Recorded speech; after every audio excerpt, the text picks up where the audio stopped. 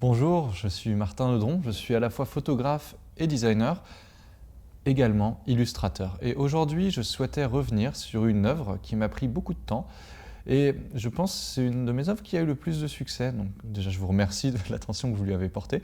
C'est la sardine de Saint-Gilles-Croix-de-Vie. L'idée m'est venue tout simplement de Saint-Gilles-Croix-de-Vie est un port de pêche, un des premiers ports sardiniers de France. Je voulais revenir maintenant plus en précision sur le process créatif. Voilà.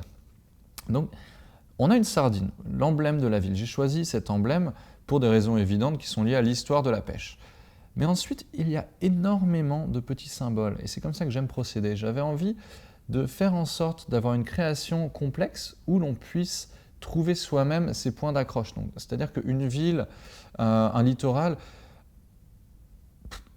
des gens vont se dire « Ah oui, mais moi, les petites cabines où on peut se changer, j'y allais avec ma grand-mère et ça me touche. » Ou d'autres vont se dire « Ah oui, mais moi je vais faire du kite à cet endroit-là et ça c'est ce qui vraiment me plaît. » Ou d'autres encore vont se dire « Ah oui, mais tiens, ce rocher-là, je le reconnais. » Bref, il y a autant de points d'accroche que de vécu. Et je voulais faire une résonance avec le vécu des gens.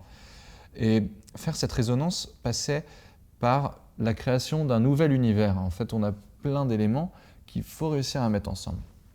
Donc, le point crucial, en fait, a été la composition. Comment réussir à composer avec autant d'éléments? C'est du boulot. Je suis photographe, en plus d'être designer.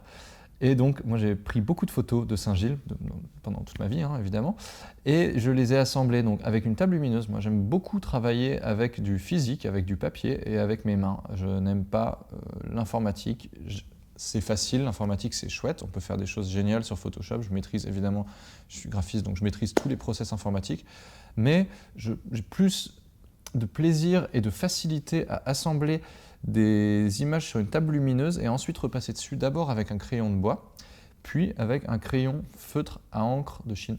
Et donc, le processus graphique a été le suivant, c'est que j'ai imprimé des photographies que j'avais moi-même prises, et ensuite, je suis venu avec un crayon de bois pour tracer la première esquisse.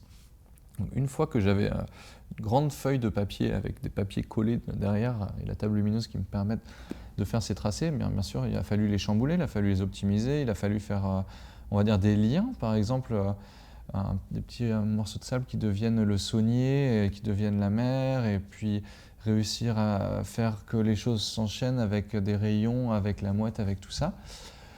Et puis le tracé.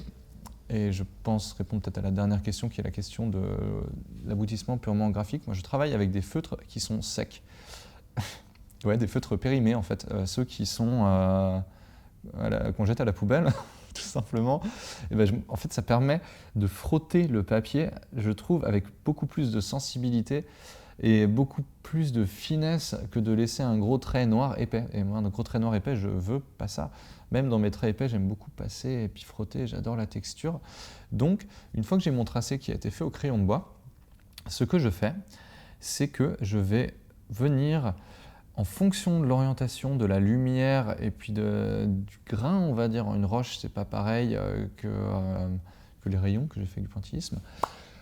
Eh bien, ça prend du temps, mais c'est, je pense, dans le ressenti. Il faut se perdre dans son illustration. Moi, c'est ce que je fais, je me perds dans mon illustration, je mets de la bonne musique, je suis un grand amateur de musique, et je viens faire du pointillisme ou je viens faire le tracé en me disant « mais c'est comme ça que la roche, je la ressens, c'est comme ça que le sable, je le ressens ».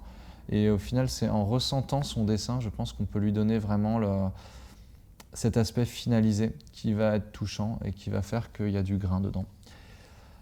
J'espère que ma vidéo explicative vous a permis de comprendre un petit peu mieux, en tout cas, mon processus graphique et vous a peut-être donné une différente vision de ma création de la sardine de Saint-Gilles-Croix-de-Vie.